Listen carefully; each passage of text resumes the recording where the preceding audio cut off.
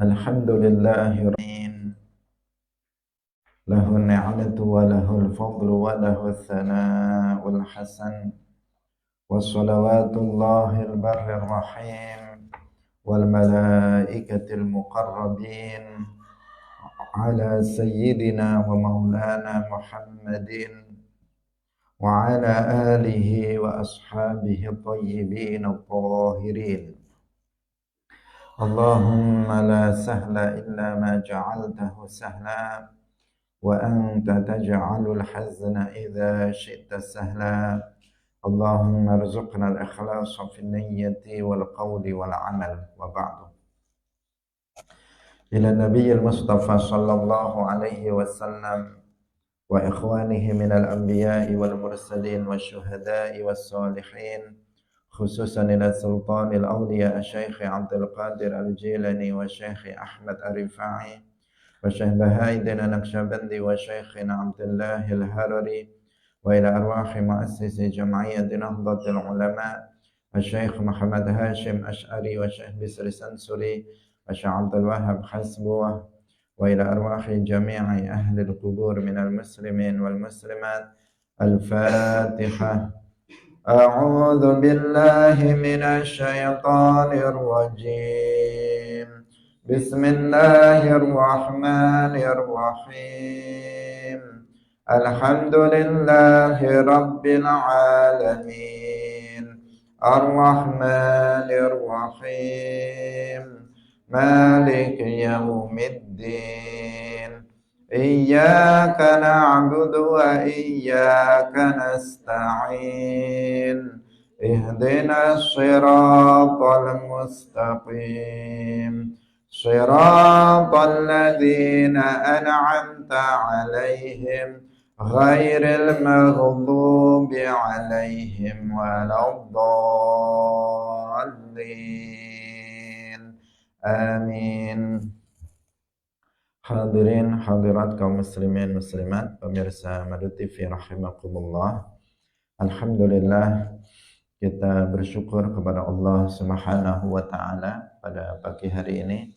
Allah Subhanahu wa taala masih melimpahkan nikmat-nikmatnya kepada kita semuanya, nikmat kesehatan, nikmat hidup, nikmat iman, taufik, sehingga dengan nikmat-nikmat tersebut kita semuanya pada pagi hari ini kembali bisa berkumpul dalam majelis ilmu, majelis yang sangat mulia, yang pahalanya lebih baik dari pahala sholat sunnah 1000 rakaat. Semoga Allah Subhanahu wa ta'ala menerima amal soleh yang kita lakukan. Amin ya rabbal alamin. Salawat dan salam semoga tetap terlimpahkan kepada Nabi Agung Nabi Muhammad sallallahu alaihi wasallam, para sahabatnya, keluarganya, serta seluruh umat Islam yang mengikuti beliau ila yaumil qiyamah. Hadirin rahimakumullah, mari kita ikhlaskan niat kita masing-masing, kita ngaji lillahi ta'ala. Qala al-mu'allif rahimahullahu ta'ala wa an Abi Sa'id al-Khudri radhiyallahu anhu qala wasdawuh sapa Rasulullah sallallahu alaihi wasallam, inna syarran nasi 'indallahi manzilatan yaumal qiyamati ar-rajulu yufdi ila mar'atihi wa tufdi ilaihi thumma yanshuru sirraha. Inna syarran nasi, sak temene luweh ala-alane menungso, I mean syarrin nas, sak temene setengah saking ala-alane menungso, indallahi ing dalem mungguhe Gusti Allah, apane manzilatan, apane manzilatan kedudukane, yaumal qiyamati ing dalem dina kiamat, iku ar-rajulu wong lanang yufdi ila mraatihi kang wis gauli sapa, yufdi kang gauli sapa rajul ila mraatihi maring bojo wadone rajul, wa tufdilan gauli sapa imraatuhu ilaihi maring rajul, Tsumma yansyuru nuli nyebaraken sirraha ing rahasiane imro'ah. Akhrajahu Muslimun. Diriwayatkan dari Abi Sa'id Al-Khudri radhiyallahu anhu, beliau berkata, Rasulullah sallallahu alaihi wasallam bersabda, sesungguhnya di antara orang yang paling buruk menurut Allah derajatnya pada hari kiamat adalah seorang laki-laki yang dia menggauli istrinya juga menggauli suaminya, kemudian dia menyebarluaskan rahasianya. Akhrajahu Muslimun. Hadirin rahimakumullah. Inna syarran nas, di sini secara zahir dikatakan manusia yang terburuk. Yang dimaksud di sini adalah min syarrin nas, di antara manusia yang paling buruk derajatnya menurut Allah. Karena syarran nas alal itlaq, manusia yang paling buruk secara mutlak itu adalah orang kafir. Orang kafir ini yang terendah, yang bahkan tidak memiliki kedudukan sama sekali indallah. Sama sekali orang kafir itu tidak memiliki posisi, tidak memiliki derajat indallah. Maka dikatakan mereka adalah syarrul khalqi, seburuk-buruk makhluk adalah orang-orang kafir. Nah, sementara di sini ketika dikatakan syarrun nas, artinya di antara orang-orang yang paling buruk derajatnya menurut Allah, bukan yang paling buruk secara mutlak, tetapi di antara orang yang paling buruk menurut Allah nanti pada hari kiamat itu adalah seorang laki atau perempuan, artinya suami istri, mereka bergaul satu dengan yang lainnya, melakukan hubungan suami istri, melakukan pergaulan secara umum. Kemudian setelah itu mereka menyebarkan rahasia masing-masing.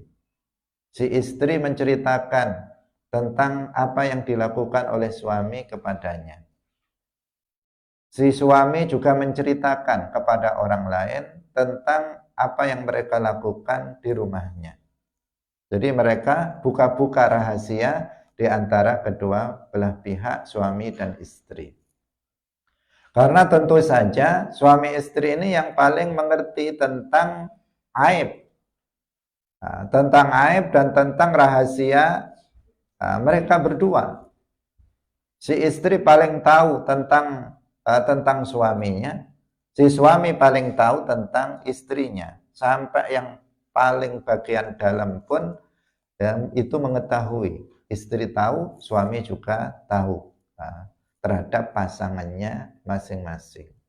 Apa yang dilakukannya misalnya di tempat tidur, yang dilakukannya di kamar di saat nggak ada orang, misalnya di antara keduanya, dalam hal hubungan suami istri, itu adalah sesuatu hal yang rahasia, yang nggak boleh suami ataupun istri itu cerita. Misalnya si istrinya cerita sama teman-temannya atau sama tetangganya, atau curhat misalnya kepada temannya, tadi malam saya sama suami saya diginikan dan sebagainya. Misalnya kehidupan di kamar pun disebarkan kepada tetangga, teman-temannya sebagai bentuk kebanggaan bagi sebagian orang. Tentu itu sesuatu hal yang sangat buruk, nggak boleh. Suami pasti tidak ridha apabila aibnya disebarluaskan oleh istrinya. Demikian juga sebaliknya, istri nggak akan ridha jika aibnya disebarluaskan oleh suaminya. Lebih fatal pada masa sekarang, ada sebagian orang yang kemudian sengaja merekam apa yang mereka lakukan di rumahnya, di kamarnya direkam dalam bentuk video, kemudian disebarluaskan. Mereka sendiri yang menyebarluaskannya, bukan orang yang mencurinya kemudian disebarluaskannya, tetapi mereka sendiri, suami atau istri yang menyebarluaskannya di media sosial. Ini lebih fatal lagi. Saling buka-buka rahasia yang ada pada diri mereka. Jadi itu nggak boleh. Suami menyebarluaskan aib istrinya, istri menyebarkan aib suaminya. Karena ada sebagian istri yang seperti itu, menceritakan apa yang dilakukan oleh mereka berdua, suami istri, kepada teman-temannya, kepada orang lain, bahkan menulisnya di media sosial, di statusnya, di story-nya, ditulis, menceritakan tentang kehidupan rumah tangganya. Sesuatu yang tidak terpuji. Dikatakan dalam hadis ini, orang yang kayak begitu adalah di antara orang yang paling buruk indallah, menurut Allah. Orang yang buruk menurut Allah Subhanahu wa ta'ala. Menurut manusia juga buruk. Indallah, lebih buruk orang yang melakukan perbuatan semacam itu. Maka harus diwaspadai. Para suami dan juga para istri harus diwaspadai tentang masalah ini. Sesuatu hal yang sifatnya rahasia suami istri jangan diberitahukan kepada orang lain, meskipun itu adalah teman dekat, meskipun itu adalah sahabat dekat, meskipun itu adalah orang yang menurut kamu percaya kepadanya. Karena sebagian orang dengan alasan teman saya ini orang yang terpercaya, kemudian dia menceritakannya kepada orang tersebut. Akhirnya orang yang terpercaya itu kemudian menceritakannya kepada orang lain yang menurutnya terpercaya, akhirnya menyebar luas. Alasannya apa? Ini cuma saya sampaikan ke si fulan saja, si fulan orangnya yang terpercaya. Kemudian si fulan misalnya si A. Kemudian si A pun ngomong, enggak, cuma saya beritahukan kepada si B saja kok. Si B itu terpercaya, enggak akan menyebarluaskannya. Ketika si B ternyata disampaikan juga kepada satu orang, katanya ini terpercaya kok, nggak akan menyampaikannya kepada orang lain. Akhirnya apa? Satu kampung tahu semuanya. Teman-temannya semuanya tahu dengan dalih saya hanya memberitahukannya kepada teman yang terpercaya. Nah, padahal belum tentu orang yang terpercaya dalam sebagian masalah, kemudian dia bisa dipercaya dalam masalah yang lain. Hadirin yang dirahmati oleh Allah Subhanahu wa ta'ala. Awas, ini larangan dari agama untuk menyebarluaskan aib pasangan masing-masing. Wa an Hakim bin Muawiyah, kita lanjutkan. Wa an Hakim bin Muawiyah an abihi radhiyallahu anhu qala qultu wasdawuh sapa ingsun, ya Rasulullah, Rasulullah, ma haqqu iku apa? Haqqu zauji ahadina, utawi hake bojo wadon salah siji kita, alaihi ing atase ahadina. Qala dawuh sapa Kanjeng Nabi, tutaimuha, aweh mangan sapa sira ing bojo wadon, idza akalta, tatkalane mangan sapa sira, wa taksuha, lan aweh pakaian sapa sira ing zaujah, idza tasaita, tatkalane gawe klambi sapa sira, wala tadrib, lan aja mukul sapa sira alwajha ing wajah, wala tuqabbih, lan aja ngomong kang ala, wala tahjur, lan aja misah sapa sira illa fil baiti, kejaba ing dalem omah. Rawahu Ahmad wa Abu Dawud wa Nasa'i wa Ibnu Majah wa 'allaqa al-Bukhari ba'dahu wa sahahahu Ibnu Hibban wal Hakim. Diriwayatkan dari Hakim ibni Muawiyah, dari ayahnya, berarti dari Muawiyah radhiyallahu anhu. Beliau berkata, aku berkata, wahai Rasulullah sallallahu alaihi wasallam, apakah hak istri salah seorang kami kepada kami. Artinya apa kewajiban seorang suami kepada istrinya? Kewajiban suami kepada istrinya artinya hak istri atas suaminya. Kewajiban istri terhadap suami berarti hak suami atas istrinya. Itu sama. Nah, karena sering kita menggunakan bahasa hak terkadang kewajiban. Nah, kewajiban suami kepada istri berarti hak istri atas suaminya. Kewajiban istri terhadap suami berarti hak suami atas istrinya. Nah, di sini hakku zauji ahadina alaihi berarti kewajiban suami kepada istrinya. Apa kewajiban suami terhadap istrinya? Rasulullah Shallallahu Alaihi Wasallam bersabda, "Tutaimuha idza akalta." Kamu memberikan makan kepada istrimu jika kamu makan. Wa taksuha idza tasaita, dan kamu memberikan pakaian jika kamu berpakaian. Wala tadrib al-wajha, janganlah kamu memukul wajahnya. Wala tuqabbih, dan janganlah kamu berkata-kata yang buruk terhadap istrimu. Wala tahjur, kepada seorang istri. Wala tahjur, dan janganlah kamu berpisah, artinya memisahkan dia illa fil baiti, kecuali di dalam rumah.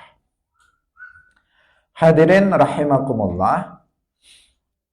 Di sini ada menjelaskan tentang kewajiban suami kepada istri. Meskipun dalam hadis ini tidak semuanya itu wajib. Yang pertama adalah memberikan nafkah. Memberikan nafkah kepada istri. Nafkah itu berupa makanan dan juga berupa pakaian dan tempat tinggal. Jadi tutaimuha idza akalta wa taksuha idza tasaita. Ini adalah nafkah. Nafkah itu biaya hidup yang meliputi makanan. Makanan yang dimaksud adalah ya makanan yang layak. Yang layak menurut ukuran daerah masing-masing. Karena setiap daerah itu berbeda-beda. Setiap daerah berbeda-beda antara satu dengan yang lainnya. Ada sebagian daerah yang makannya nasi. Ada nasi dari beras. Ada sebagian daerah makannya jagung. Ada yang makannya gandum, makan roti, dan sebagainya. Berbeda-beda, disesuaikan. Disesuaikan kalau di sini misalnya makan nasi, lauknya apa yang layak, itu juga beda-beda di Indonesia. Kalau di Jawa pokoknya ada, di sini misalnya ada tahu tempe, udah jadi. Misalnya sudah ada tahu tempe, nggak harus setiap hari dikasih daging istrinya, atau ikan, enggak. Beda kalau di Riau sana, ada sebagian orang kalau belum ada ikan belum makan katanya. Berarti di sana yang layak itu adalah ikan. Misalnya. Yang di sini tahu tempe sudah layak. Sesekali daging. Jadi disesuaikan makanannya. Yang dimaksud di sini nafkahnya adalah makanan yang layak bagi daerah tersebut. Tidak kemudian di bawah standar sekali, di bawah standar atau di bawah kebiasaan masyarakat sekitar. Enggak seperti itu. Kemudian yang berikutnya dari sisi pakaian. Pakaian juga demikian. Kalau pakaian itu sesuai dengan musim. Biasanya sesuai dengan musimnya. Artinya maka pakaian di musim dingin, pakaian di musim panas itu berbeda. Jadi kalau di daerah itu juga disesuaikan dengan daerahnya. Kalau di Arab sana kan ada 4 musim. Kalau di sini cuman ada 2 musim. Nah, setidaknya 2 kali setahun diberikan pakaian misalnya. Tidak setiap hari. Atau tidak harus setiap minggu beli pakaian, seperti banyak para istri zaman sekarang Dia pesen sendiri lewat Shopee, kemudian suaminya yang bayari. Pesennya bukan setiap setiap tahun 2 kali atau 3 kali, tetapi kadang seminggu sekali. Atau ada juga yang semaunya. Semaunya itu kapan lihat ada pakaian bagus dibeli. Ya. Ada yang seperti itu. Itu bukan tidak wajib bagi suami untuk membelikan pakaian tiap hari atau tiap minggu. Enggak. Kalau misalnya enggak boleh, maka itu tidak berdosa suaminya. Apalagi sampai numpuk-numpuk di lemari, tidak terpakai pakaiannya, hanya sebagai hiasan saja. Nah, sesuatu yang tidak semestinya ya dilakukan. Kemudian juga tempat tinggal. Kalau tempat tinggal di sini tidak harus hak milik. Kalaupun disewakan, misalnya dikontrakkan, maka juga tidak masalah. Tetapi suami menyediakannya untuk istrinya. Yang selanjutnya dikatakan wala tadrib al-wajah. Jangan memukul wajah. Nah, di sini apakah memukul selainnya itu diperbolehkan?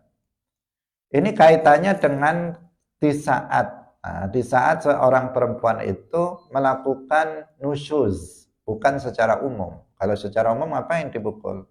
Kalau misalnya istrinya baik-baik saja, kenapa dipukul? Tidak ada alasan untuk memukul. Tetapi di saat-saat tertentu, seorang suami boleh memukul istri dengan ketentuan-ketentuan yang dibolehkan oleh syarak. Sebagaimana orang tua dalam kondisi tertentu, yaitu dalam rangka untuk mendidiknya, itu boleh untuk memukul anak. Suami juga boleh memukul istri litakdib dalam rangka untuk mendidiknya. Misalnya seorang istri nggak mau sholat, dia suka meninggalkan sholat, boleh untuk dipukul. Atau seorang istri misalnya berbuat serong misalnya, dia selingkuh atau dia misalnya berzina, maka boleh dipukul oleh suaminya. Atau seorang istri melakukan nusyuz. Nusyuz itu adalah tidak mentaati suaminya tanpa ada uzur syar'i. Suaminya memerintahkan istrinya melakukan sesuatu hal yang mubah, bukan sesuatu yang haram. Kalau sesuatu yang haram sudah maklum, nggak boleh istri mentaatinya, seperti yang sudah kita jelaskan, la ta'ata li makhluqin fi ma'siyatil khaliq. Tidak ada ketaatan terhadap makhluk dalam bermaksiat kepada al-khaliq, kepada Allah. Kalau itu sudah jelas. Ini dia diperintah untuk melakukan sesuatu hal yang mubah, tetapi dia nggak mau taat kepada suaminya. Ini berarti dia melakukan nusyuz. Misalnya diajak untuk melakukan hubungan suami istri oleh suaminya. Dia tidak sedang sakit, dia tidak sedang haid, dia tidak sedang ada uzur, tetapi dia menolaknya. Maka ini salah satu perbuatan nusyuz. Nanti akan juga disebutkan dalam bab ini. Dalam kondisi untuk mendidik istri, boleh untuk memukulnya, tetapi dengan ketentuan. Yang pertama, ini juga berlaku dalam mendidik anak. Ketika anak sudah berumur 10 tahun hijriah, dia diperintah untuk sholat, nggak mau sholat. Maka orang tuanya dia berkewajiban untuk memukul. Kalau anak ini wajib hukumnya memukul dalam rangka litakdib, untuk mendidiknya. Kalau kepada istri ini memukul hukumnya tidak wajib, tetapi boleh bagi suami untuk memukulnya. Tetapi tadi dengan catatan yang pertama, tidak pada wajahnya. Tidak dengan misalnya pipinya ditempeleng atau wajahnya dipukul, itu tidak.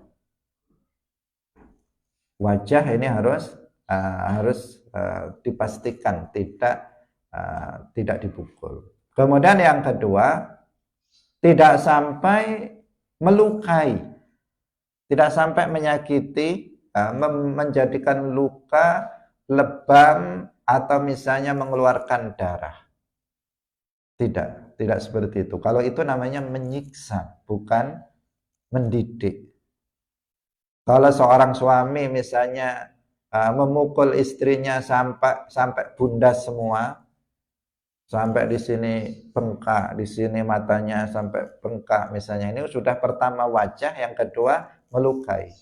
Sampai tangannya tergores-gores semua misalnya, disayati oleh pisau atau oleh apa, ada kan dalam berita-berita itu terjadi. Nah, semoga tidak terjadi kepada kalian nanti. Tetapi itu fakta terjadi. Banyak namanya KDRT, kekerasan dalam rumah tangga. Itu terjadi oleh suami terhadap istrinya.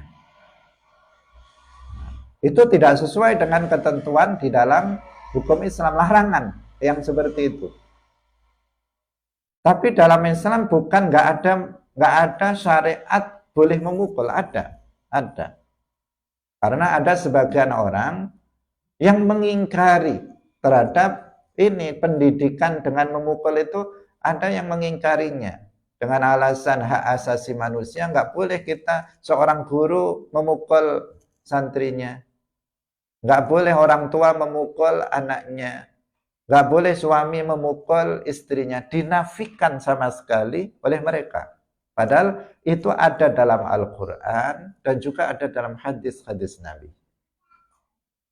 Yang benar bagaimana? Yang benar, syariat memukul dalam rangka untuk mendidik itu ada dalam Islam. Tetapi harus dengan cara. Ini memukulnya bukan dengan emosi, tetapi memukul dengan kesadaran penuh dalam rangka mendidik lillahi ta'ala. Itu. Meskipun rata-rata orang memukul itu adalah untuk emosi, meluapkan emosi, rata-rata. Guru memukul murid seringkali emosi, bukan karena untuk mendidik.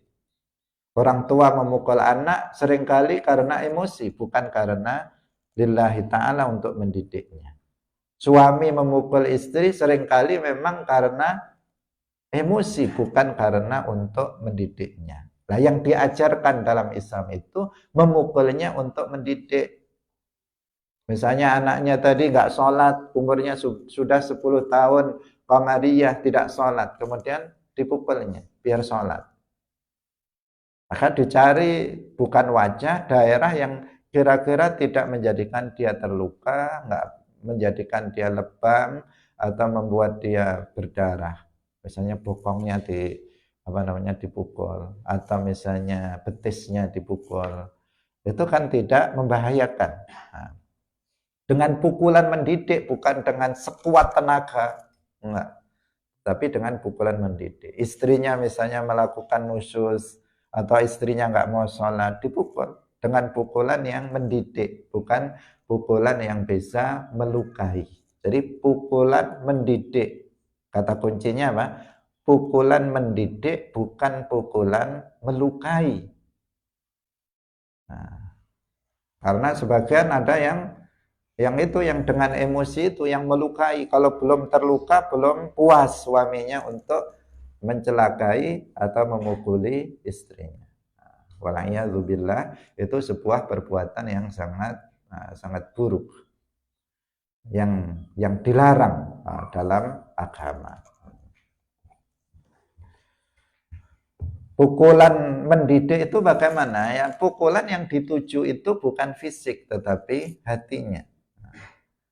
Ketika seorang anak dia nggak sholat, kemudian orang tuanya memukulnya, maka akan pukulan itu akan masuk ke dalam hatinya dengan mengatakan berarti sholat ini wajib, penting. Makanya bapak saya memukul saya karena saya nggak sholat. Ketika seorang istri misalnya dia nggak sholat, dipukul oleh suaminya, maka dia akan merasa berarti sholat ini saya harus mengerjakannya, sangat penting, sampai-sampai suamiku memukulku karena saya nggak sholat. Jadi pukulannya itu pukulan mendidik, pukulan sayang, ya, pukulan sayang, pukulan cinta, bukan pukulan benci, ya, bukan pukulan kebencian. Nah, ini yang penting. Nah, kita harus moderat dalam masalah ini. Jangan seperti perkataan sebagian orang, nggak ada memukul dalam Islam. Kita nggak seperti itu.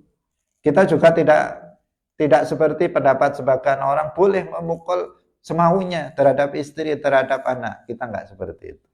Kita di tengah-tengah, moderat. Ada memukul itu dalam syariat Islam, tetapi dengan ketentuan-ketentuan tertentu yang tadi sudah kita jelaskan di antaranya. Nah, kita lanjutkan, wala tuqabbih, janganlah kamu berkata yang buruk kepada istrimu.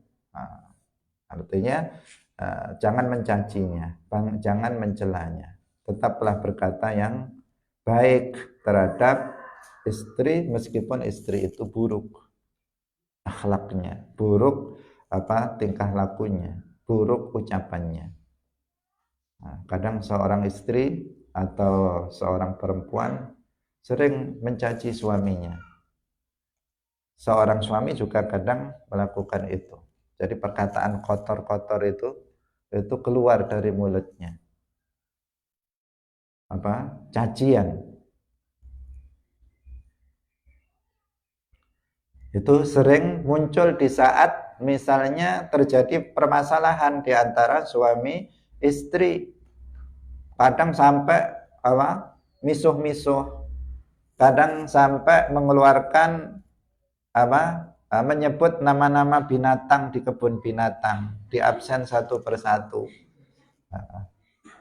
Bukan unta atau sapi yang disebutkan, tetapi nama binatang yang buruk-buruk dialamatkan, disebutkan untuk istrinya atau dialamatkan untuk suaminya. Nah, itu bukan akhlak di dalam berkeluarga di antara suami istri.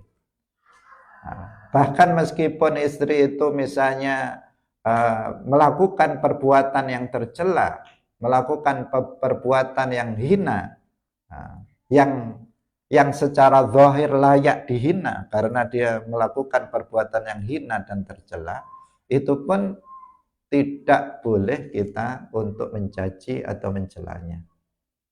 Nah, kita diperintahkan untuk mendidiknya, bukan untuk kemudian mencela atau menghinanya.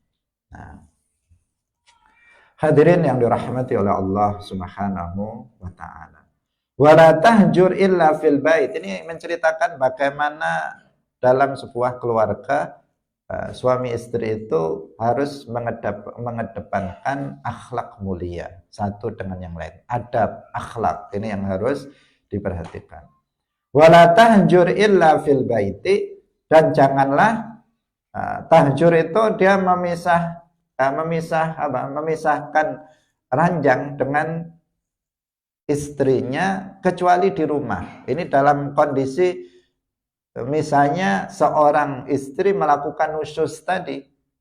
Nusyuz tadi apa? Dia tidak mau taat. Istri nggak mau taat kepada suaminya. Suami kan pemimpin dalam rumah tangga yang harus dihormati, yang harus ditaati oleh seorang istri. Tentu dalam hal yang tidak maksiat. Seperti yang tadi sudah kita jelaskan. Nah, ketika si istri melakukan nusyuz, maka salah satu yang disebutkan di dalam Al-Quran adalah al-hajr. Al-hajr itu dia memisahkan diri dari istrinya, artinya tidak tidur bareng dengan istrinya. Tetapi di sini disyaratkan fil baiti, di dalam rumah. Misalnya istrinya tidur di kamar, dia tidur di kamar yang lain. Biasanya tidur bareng, ini dia nggak mau tidur bareng karena istrinya nggak mau taat sama suaminya, dia tidur di tempat yang lain. Atau dia tidur di sofa suaminya, biarin aja istrinya tidur sendiri. Nah, Itu sudah biar apa? Tujuannya apa? Tujuannya istri biar tahu, merasa. Pasti merasa itu, istri pasti merasa. Biasanya suami saya ada di samping saya, ini nggak ada lagi. Dia nggak mau tidur di sini. Pasti si istri akan merasa. Kenapa? Marah. Suami saya marah. Nah, maka saya harus perbaiki. Kesalahan saya harus saya perbaiki. Saya harus minta maaf dan seterusnya. Kalau sudah minta maaf, besok bisa bareng lagi.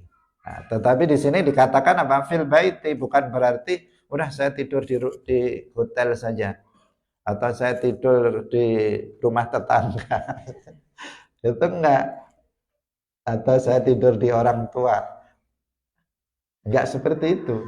Nah, al-hajar di sini apa? Fil bait. Tetap di rumah, tapi beda kamar atau misalnya dia di depan dan seterusnya. Ini kata-kata illa fil bait ini penting karena terkadang ada juga yang melakukannya, kemudian dia nggak mau pulang ke rumah suaminya karena istrinya melakukan nusyuz.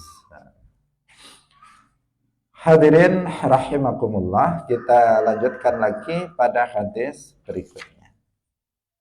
Wa an Jabir bin Abdullah radhiyallahu anhuma qala kanat ana sapa al-yahudu wong Yahudi iku taqulu ngucap sapa Yahudi idza ata tatkalane nekani sapa rajul wong lanang imra'atahu ing bojo wadone rajul min tuburiha saking arah burine imra'atuhu fi qubuliha ing dalem kubule imra'ah kana ana sapa alwalatu anake iku ahwala juling atau kero.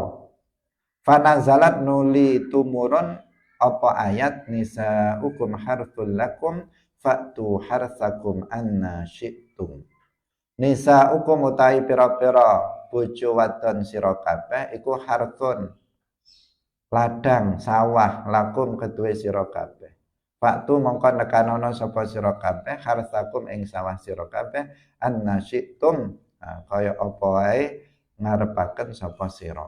Muttafaqun alaihi wa lafdhu li muslimin. Ini kaitannya dengan awal yang kemarin kita sebutkan. Jadi orang Yahudi mengatakan apabila seorang suami itu menjima istrinya dari arah belakang, tetapi tetap masih pada kubulnya, katanya anaknya itu nanti yang lahir itu akan juling, kero. Jadi kalau dia melihat ke sana, itu matanya ke arah sana. Itu namanya ahwal. Kan ada sebagian seperti itu. Namanya kero. Jadi mata melihat ke sana, kita kira dia melihat yang lain. Ternyata melihat kita. Itu namanya ahwal. Ya, kita tahu karena sebagian orang ada yang seperti itu. Katanya, kata orang Yahudi, perkataan ini nggak benar. Katanya itu adalah akibat dari seorang suami menjima istrinya dari arah belakang meskipun pada duburnya. Kemarin kita sudah jelaskan yang haram itu adalah menjima istrinya pada duburnya, itu yang haram. Tapi kalau pada kubulnya meskipun lewat belakang, itu hukumnya adalah boleh. Yang terpenting itu adalah pada kubulnya, pada farjinya, kubul bagian depan pada kubulnya, bukan pada dubur. Pada dubur itu jalan tai itu yang seseorang kalau berak, bukan di situ. Kalau itu haram. Kalau pada kubul, maka itu boleh. Apakah mau lewat depan atau lewat belakang, lewat samping kanan atau samping kiri, itu semuanya boleh. Nah, yang haram adalah pada duburnya. Nah, perkataan orang Yahudi ini itu kemudian dibantah oleh ayat Al-Quran. Nah, mereka mengatakan akibatnya nanti anaknya jadi juling kalau dari belakang. Nah, sehingga kemudian dibantah oleh ayat Al-Quran, nisa'ukum harthul lakum fa'tu harthakum anna syi'tum. Istri-istri kalian itu adalah sawah ladang bagi kalian, maka datangilah mereka sekehendak kamu. Nah, sekehendak kamu artinya bisa dengan cara dan dengan bentuk atau gaya seperti apa saja, yang penting tetap pada tuburnya. Ini maksud dari ayat ini membantah pernyataan orang-orang Yahudi. Khawatirnya apa? Setiap anak juling nanti yang disalahkan bapaknya sama ibunya. Misalnya ada anak ini enggak juling, ini bapaknya ini bermasalah ini ketika melakukan hubungan suami istri. Enggak ada hubungannya. Enggak ada hubungannya. Itu perkataan Yahudi yang mengatakan seperti itu, dan itu tidak benar. Kita lanjutkan. Wa an Ibnu Abbas radhiyallahu anhuma. Tidak perlu dibahas secara mendalam yang seperti ini. Wa an Ibnu Abbas radhiyallahu anhuma qala Rasulullah sallallahu alaihi wasallam. Qala wasdawu sapa Rasulullah sallallahu alaihi wasallam. Lau anna ahadakum lamun sak temene salah siji sira kabeh iku idza arada tatkala ning ngarepaken sapa ahadukum ayatia ing yen to nekani ahlahu ing bojo wadone rajul ahadukum qala maca donga sapa ahadukum bismillahi Allahumma jannibna syaitana wa jannibish syaitana ma razaqtana. Ini doa jima, doa sebelum seseorang melakukan hubungan suami istri. Nah, penting untuk dihafalkan bagi suami istri atau calon suami calon istri. Bismillahi kelawan nyebut asmane Allah. Allahumma duh Gusti Allah jannibna ngedohno sapa panjenengan ing kita asyaitona ing syaiton. Wajan nibi lan ngedohna sapa panjenengan asyaitona ing syaiton ma ing anak razaqtana kang wis paring rizki sapa panjenengan ing kita. Fa innahu mangka satemene kelakuan in yuqaddar lamun den takdiraken bainahuma ing dalem iku bainahuma ing dalem antarane bojo lanang lan bojo wadon waladun utawi anak fidzalika ing dalem mangkono-mangkono jima lam yadurruhu mongko ora bahayani ing walad sapa asyaitonu syaiton abadan ing dalem saklawase. Muttafaqun alaih. Nah, ini penting. Ya, semua hadis penting untuk dijelaskan.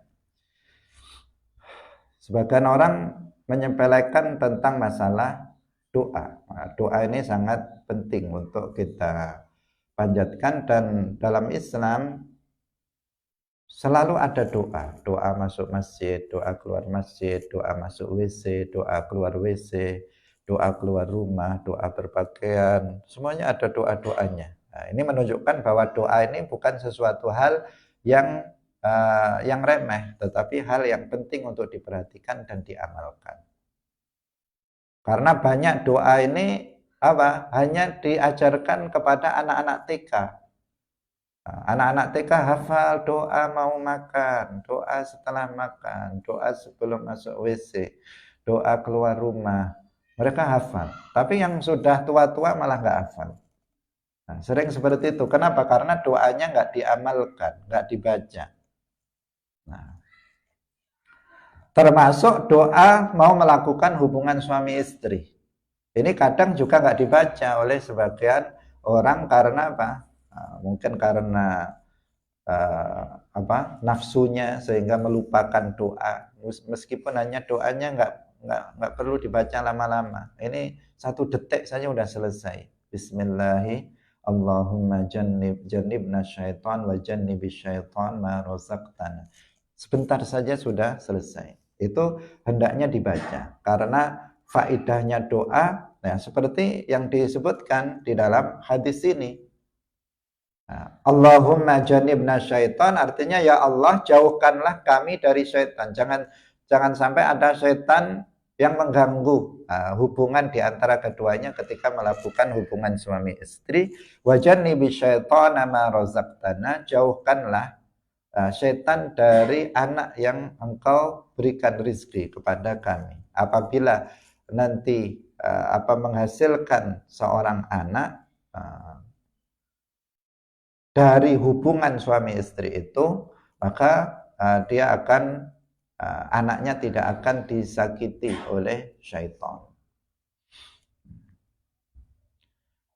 Itu apa? Wajannibi syaitana ma razaqtana. Apa yang engkau beri rizki, karena anak ini adalah rizki dari Allah Subhanahu wa ta'ala. Waspadai terhadap perkataan sebagian perkataan sebagian orang. Perkataan sebagian orang ini kadang memakai bahasa-bahasa yang membahayakan. Ada yang mereka melakukan hubungan suami istri itu mereka bahasakan dengan gawe anak katanya. Artinya membuat anak katanya. Seakan-akan manusia yang menciptakan manusia, yang menciptakan anak. Mereka suami istri itu mereka hanya melakukan hubungan suami istri, yang menciptakan itu adalah Allah Subhanahu wa ta'ala. Karena itu enggak setiap orang yang melakukan hubungan suami istri itu punya anak. Banyak orang yang suami istri mungkin setiap hari dia melakukan hubungan suami istri tapi enggak punya anak juga. Banyak yang kayak begitu. Sampai bertahun-tahun diperiksa bapaknya juga enggak masalah, yang laki-laki enggak masalah, yang perempuan enggak masalah, tetapi enggak punya anak. Kenapa? Karena memang yang menciptakan manusia itu adalah Allah. Manusia dia hanya melakukan itu dan itu dijadikan sebab oleh Allah. Allah ciptakan sebagai sebab untuk Allah Subhanahu wa ta'ala memberikan rezeki seorang anak kepada orang yang Allah kehendaki. Karena terkadang seseorang itu sombong. Kadang sombong, saya hebat misalnya, anak saya banyak misalnya, hebat. Lupa bahwa itu adalah rezeki nikmat dari Allah Subhanahu wa ta'ala. Saya orangnya jos misalnya, langsung punya anak misalnya. Ada orang yang begitu, seakan-akan dialah yang hebat, bukan merupakan nikmat dari Allah Subhanahu wa ta'ala. Jadi makanya dibahasakan di sini adalah anak itu rezeki dari Allah. Allah yang memberikannya untuk kita, bukan kita yang membuatnya, bukan kita yang menciptakannya, tetapi Allah Subhanahu wa ta'ala. Kita nggak melakukan apa-apa kecuali hanya melakukan hubungan suami istri. Dibiarkan, kita kan nggak pernah merasa misalnya buat kepala, buat mata, buat tangan, kan nggak pernah. Tetapi Allah Subhanahu wa ta'ala yang menciptakan segala sesuatu. Ini bagian dari akidah. Hati-hati kalau bicara, karena di jalan-jalan sering orang mengatakan gitu. Kadang itu diucapkan oleh seorang mubalek juga. Dalam bahasa Jawa tadi, gawe anak, misalnya buat anak dan sebagainya. Seakan-akan tertanam dalam pikiran orang yang mendengarkannya bahwa manusia itu bisa menciptakan seorang anak. Sama sekali tidak. Kemudian faidah dari membaca doa ini dikatakan jika ditakdirkan. Ini kan jika ditakdirkan. Berarti segala sesuatu terjadi dengan takdir Allah. Punya anak atau enggak itu sesuai dengan takdir Allah. Jika ditakdirkan seseorang itu memiliki anak dengan sebab jima yang disertai dengan doa itu, doanya sebelumnya ya, bukan ketika jima. Ketika akan melakukan jima itu, maka lam yadurrahu syaitanu abadan. Maka syaitan tidak akan menyakitinya selamanya. Tidak menyakitinya itu bukan berarti ketika sudah lahir kemudian nggak pernah disakiti syaitan. Yang dimaksud di sini adalah ketika dia di dalam rahim dan ketika dilahirkan itu tidak akan disakiti oleh syaitan. Sebagian ulama mengatakan ketika lahir anak itu nggak akan nangis. Dia nggak akan nangis. Karena nangis itu kenapa bayi ketika lahir kok nangis? Nah, itu bisa jadi diganggu oleh setan. Mungkin dicubit oleh setan atau dikepelak atau dipukul oleh setan sehingga dia menangis. Sehingga ketika bayi lahir itu menangis. Apakah semua bayi lahir itu menangis? Enggak, ada juga yang enggak. Dokternya aja yang usil ketika nggak nangis dibuat nangis. Iya, kalau sama bidannya biasanya kok nggak nangis. Kemudian dibeginikan biar nangis. Sebenarnya nggak seperti itu ya, tidak seperti yang disangka oleh para dokter itu. Ada sebagian bayi itu dia ketika lahir mulus dan nggak nangis karena setan nggak mengganggunya. Nah, sementara ketika bayi itu lahir langsung nangis itu karena ada setan yang mengganggunya. Sehingga dia kemudian menangis. Terkadang bayi itu ketika di rahim sudah dibunuh oleh setan. Sehingga dia mati dalam kandungan. Dan seterusnya. Nah, karena itulah maka ketika mau melakukan hubungan suami istri disyariatkan, disunnahkan untuk berdoa terlebih dahulu dengan doa ini, Bismillahi Allahumma jannibna syaitan wa jannibis syaitana ma razaqtana. Biar jika diberi rezeki anaknya itu bayinya nanti akan aman dalam kandungan sampai bisa melahirkan dalam keadaan normal, baik, tidak menangis dan seterusnya. Itu. Nah, penting juga bagi seseorang itu untuk menitipkan kalau misalnya memiliki seorang istri yang hamil, misalnya menitipkan istri dan anaknya kepada Allah Subhanahu wa taala yang disebut istida.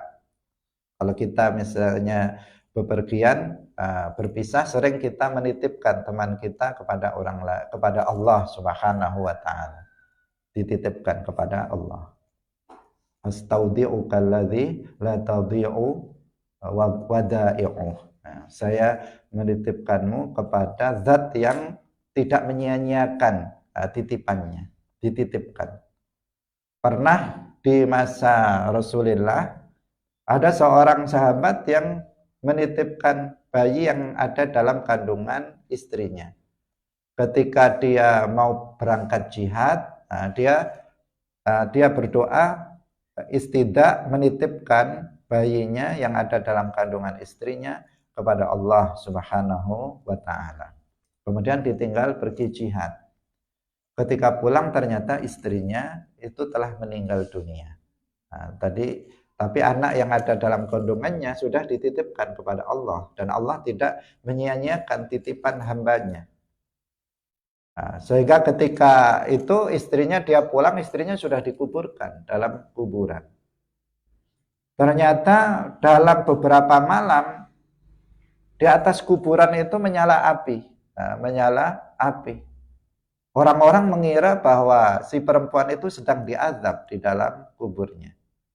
Maka ketika si suaminya itu tadi pulang dan mengetahuinya, didatangi. Nah, didatangi. Ternyata di samping kuburan itu ada lubang. Ada lubang yang di situ dia mendengar ada suara tangisan bayi dari lubang itu. Lubang untuk bernafas anak itu. Kemudian ketika digali ternyata anaknya sudah lahir. Lahir di dalam, ketika dikuburkan masih dalam kandungan. Tapi lahir di dalam kubur. Lahir ada cerita lahir dalam kubur itu memang benar ya, ada lahir di dalam kuburan. Di Indonesia juga ada, di daerah sini juga ada seorang ulama dulu yang lahir di dalam kuburan. Jadi itu memang terlahir di dalam kuburan, ketika dibedah masih ada, hidup, anak itu hidup, kemudian diambil anaknya itu dan kemudian hidup seterusnya sampai berumur panjang anak itu. Itu kenapa? Karena dia sudah menitipkan bayi itu kepada Allah sehingga Allah Subhanahu wa taala itu menjaganya. Ini pentingnya berdoa istidak itu. Kalau kita misalnya mau pergi pulang mau pergi meninggalkan rumah, kita titipkan rumah dan apa yang ada di dalamnya kepada Allah. agar Allah melindunginya dari kebakaran, dari pencurian dan sebagainya ketika kita meninggalkannya. Nah, seperti itu adalah karena Allah jika dititipi sesuatu maka Allah akan menjaganya. Nah, maka kita itu ada disebutkan dalam sebuah hadis yang seperti itu. Maka kita bisa lakukan hal yang sama yang dianjurkan di dalam Islam. Nah, hadirin yang dirahmati oleh Allah Subhanahu wa taala. Ini yang bisa kita sampaikan pada pagi hari ini, waktu sudah lewat, semoga bermanfaat bagi kita semuanya. Barakallahu fikum wallahul muwaffiq ila aqwamit thariq. Wassalamualaikum warahmatullahi wabarakatuh. La ilaha illallah. Allahumma salli ala sayyidina Muhammad wa ala alihi wa sahbihi wa sallim. Rabbi ghfirli wa liwalidayya wa lil mu'minina wal mu'minat.